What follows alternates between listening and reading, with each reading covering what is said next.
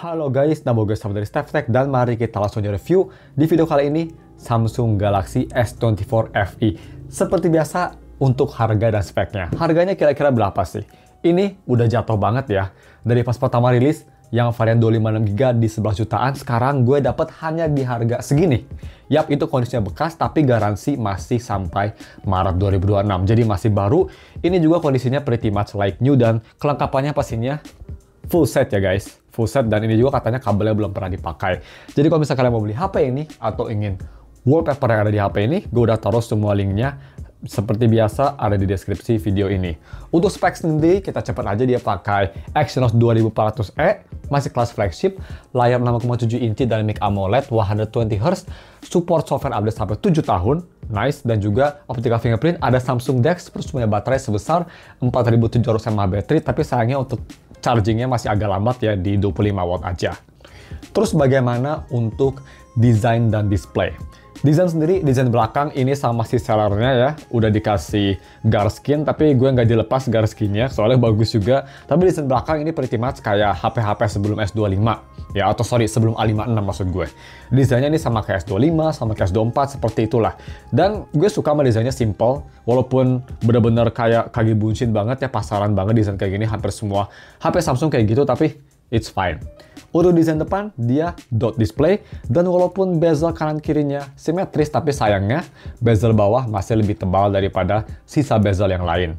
Yang bisa dibilang di harga segini sih harusnya udah nggak kayak gitu ya. Di HP Cina aja HP segini rata-rata 6 jutaan udah simetris bezelnya, tapi ya it's okay, masih kelihatan modern kok at least. Dan untuk genggam satu tangan, S24 FE nggak kayak adik-adiknya, kakak-kakaknya maksud gue, yang kecil, ini dia nggak adopsi desain versi plusnya S series ya, jadi 6,7 inci, besar, yang artinya buat one-handed usage agak sedikit sulit, tapi untuk tangan gue yang besar sih masih cukup oke karena dia kan rounded edges, jadi masih enak untuk dipegang. Sedangkan untuk display quality sendiri, ini gue bisa jamin display quality-nya flagship level. Yap, gue nonton di sini sama nonton di S24 Ultra sama-sama enaknya. Di sini warnanya vibrant, enak dilihat, gak ada grain issue kayak di S24 Ultra ya. View angle bagus, jernih, kontrasnya oke, overall ini kerasa banget kalau nonton di flagship Samsung. Walaupun ini bukan flagship, tapi displaynya flagship level, kelas Samsung lagi. Jadi displaynya ini amazing menurut gue, apalagi kalau nonton HDR content. Gak cuma itu juga, untuk si visibilitas di bawah sinar matahari, ini bisa cukup terang, jadi bisa kita, gitu kondisi gue lagi agak mendung ya, lagi hujan malah, masih terang banget. Jadi kalau lagi terik, ini harusnya sih masih usable. Cuma memang yang agak kurang, yang agak nggak kerasa flagship, agak kelihatan Samsung motong sedikit biayanya biar ini bisa murah, yaitu dari haptiknya. Haptiknya masih kerasa premium, tapi gue rasa ini sangat lemah banget lah. Lemah banget, even dibanding sama HP 6 jutaan kayak Poco F7 Pro atau HP-HP mid-range 6 jutaan, 5 jutaan, lebih bagus haptiknya. Tapi at least dia udah high quality lah ya, nggak bes-bes doang. Terus bagaimana untuk biometric? Biometric ini juga di downgrade dikit dibanding S series yang flagship, dia pakai optical fingerprint, bukan pakai ultrasonic. Jadi nggak secepat atau nggak seaman, nggak seakurat ultrasonic. Kecepatannya sendiri cukup cepat, akurat sih gue nggak ada masalah, karena ini juga kan nggak pakai screen protector. Satu kelemahan, ini kayak HP Cina, penempatan fingerprintnya menurut gue agak terlalu bawah, itu aja sih. Dan bagaimana untuk si audio quality? Pertama kita bahas audio quality via USB Type-C to headphone jack, karena dia kan nggak ada headphone jack. Gua tes seperti biasa pakai Tangzu One New, amplifiernya bagus di volume sekitar 55-60, udah keras, itu sangat bagus ya untuk HP 6 jutaan. Rata-rata sih harus 80%-an pakai Tangzu, ini 65 udah keras, udah sangat baik. Dan suaranya gimana? Suaranya di HP ini sih bagus banget. Gua nyalain Dolby Atmos juga ya guys, biar lebih bagus bass-nya. Ini suara jadi kerasa kayak balance sedikit warm gitu, gue suka lah. Masih rich banget, jadi suara-suara treble instrumen gitu masih kerasa jernih, separasinya bagus, tone setnya oke, tapi bass-nya juga masih ada walaupun nggak bleber, vokalnya juga jernih tapi nggak nusuk sama sekali, bagus lah. Dan yang nggak kalah bagusnya speakernya. Speakernya memang kalau misalnya mau dibandingin dengan HP flagship Samsung, kayak S24 Ultra atau Z Fold, jauh lebih bagus di HP tersebut. Di sini sih gue rasa, bayangin kalau misalnya kalian pakai flagship Samsung ya, bayangin kayak speaker HP Samsung flagship tapi cuma mencapai 90% kualitasnya. Seperti itulah. Apa itu artinya buat yang nggak tahu? Jadi dia ini kualitasnya lebih ke arah balance dan sedikit warm, kayak HP Samsung flagship. Tapi masih kerasa bagus bass-nya, vokal masih jernih, soundstage masih oke, tapi gue rasa separasi instrumennya agak sedikit lebih narrow dibanding HP flagship biasa, jadi kurang wide gitu separasi instrumennya. Tapi selain itu cukup bagus, gak ada distorsi juga, dan ini HP bisa keras banget. Ya untuk lebih detailnya, ini dia sampelnya ya. Bisa pakai headphone dan bisa ngedengerin lebih detail seperti biasa, check it out. Next kita bahas.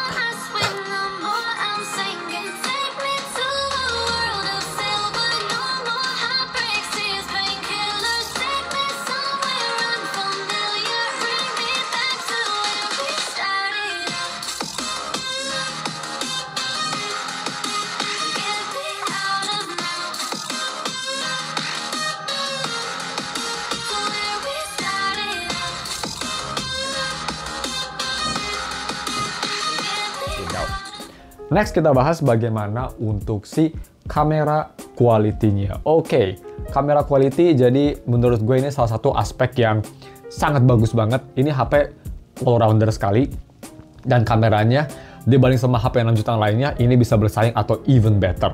Jadi kamera belakang dia setupnya pakai triple kamera. Main kamera ini sebesar khas Samsung 50 megapiksel, ada optical image stabilization, dan kamera kedua ini di 8 megapiksel, telefoto 3 times optical zoom, ada optical image stabilization, dan kamera ketiga ini 12 megapiksel ultra wide. Untuk video recording, kamera belakang itu bisa nge-record di resolusi 8K 30, tapi hanya main kamera. Untuk ultra wide sama telefoto hanya di 4K 30 atau 1080p 30, yes, nggak bisa 1080p 60 juga. Kamera depan 10 megapiksel dan bisa nge-record di resolusi 4K 60. Oke, seperti itu. Dan bagaimana untuk kualitas gambar ketiga lensa tersebut? Bisa kita lihat ya, bagus banget sih.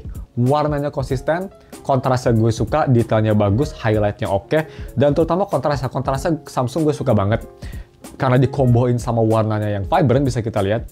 Kontrasnya juga dia cukup ke arah gelap yang gue suka, jadi kerasa kayak sinematik gitu. Gue suka lah sama warnanya, mau telefoto, mau main, mau ultrawide itu bagus. Cuma memang kamera ultrawide sama telefoto kalau agak gelap kondisinya memang agak sedikit noisy, tapi overall sih udah bagus banget. Selfie juga cukup bagus, bisa kita lihat ya. Khas Samsung lah, oke, natural, nggak ada masalah-masalah kayak over smoothing gitu, exposure bagus, di belakang sinar matahari, overall oke selfie-nya. Foto malam hari juga nggak kalah bagusnya, bisa kita lihat, ini bisa terang banget foto malam harinya. Tuh, gue bandingin ini foto tanpa night mode dan ini pakai night mode. Beda banget ya night and day, bener-bener literally night and day. Yang mungkin bakal agak agresif buat beberapa orang sih. Anyway, seperti itu untuk fotonya, menurut gue ini di harganya sih bagus banget, apalagi sekarang 6 jutaan, one of the best lah. Video recording juga ini nggak kalah bagusnya, malah salah satu aspek paling bagus menurut gue kalau misal kalian punya budget 6 jutaan dan kalian content creating lebih ke arah video, ini jauh lebih worth it dibanding kompetitor lainnya.